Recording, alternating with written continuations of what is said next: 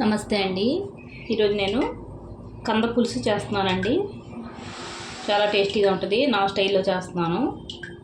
నూనె వేసుకున్నానండి. ముందు వేడెక్కింది. జీలకర్ర, ఆవాలు, కొద్దిగా మెంతులండి వేసుకుంటున్నాను.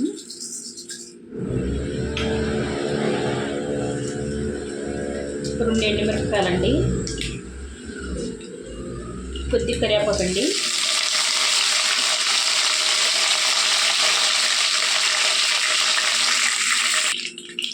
చూడండి ఉల్లిపాయ టమాటా పేస్ట్ చేసుకున్నానండి. వేసుకుంటున్నాను. నేను 200 గ్రాములు కంద తీసుకున్నానండి. దానికి సరిపడా తీసుకుంటున్నాను.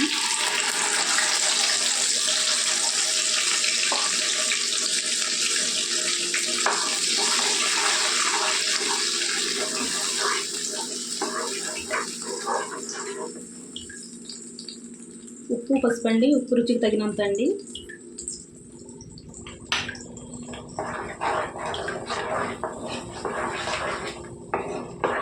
ఈ నూనెలో బాగా ఉడకాలండి ఉల్లిపాయలు, టమాటా. మనం మూత పెట్టుకుని వండుకుందామండి. చూడండి ఉడుకుతుందండి. ఒక్క స్పూన్ పచ్చి మసాలా వేసుకుంటున్నానండి. పచ్చి మసాలా వేసుకుంటే చాలా టేస్టీగా ఉంటుందండి. అల్లం వెల్లుల్లి పేస్ట్ కన్నా చాలా టేస్టీగా ఉంటుంది ఇది ఇలా వేసుకుంటే. బాగా కలపాలండి. మసాలా కూడా ఇందులో ఉడికిపోద్దండి.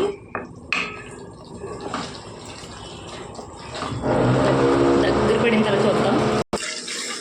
చూడండి వేగిందండి. కారం వేసుకుందామండి. పులుసు కదండి, కొద్దిగా ఎక్కువ పడుతుందండి కారం.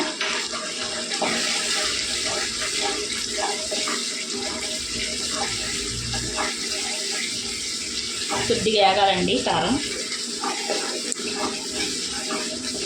కొద్దిగా 1 నిమిషాలు కలిపితే సరిపోద్దండి.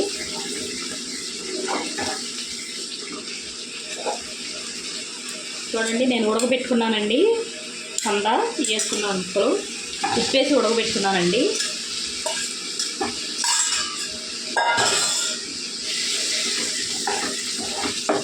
కొద్దిగా కలుపుకుందామండి.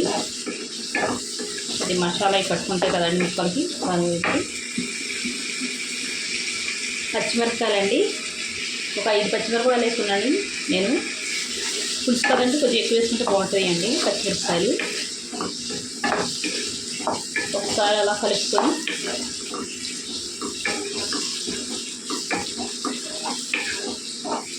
చింతపండు పులుసు తీసి పెట్టుకున్నానండి. చిన్న నిమ్మకాయ సైజు.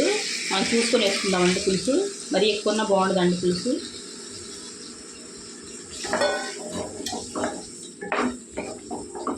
కొద్దిగా కలుపుకొని కొద్దిగా నీళ్ళు వేసుకొని చూద్దామండి.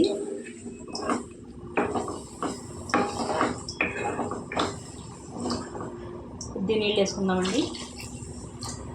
ఒక 1 గ్లాస్ వేసుకున్నానండి నీళ్ళు. పులుసు ఉప్పు చూసుకోవాలండి.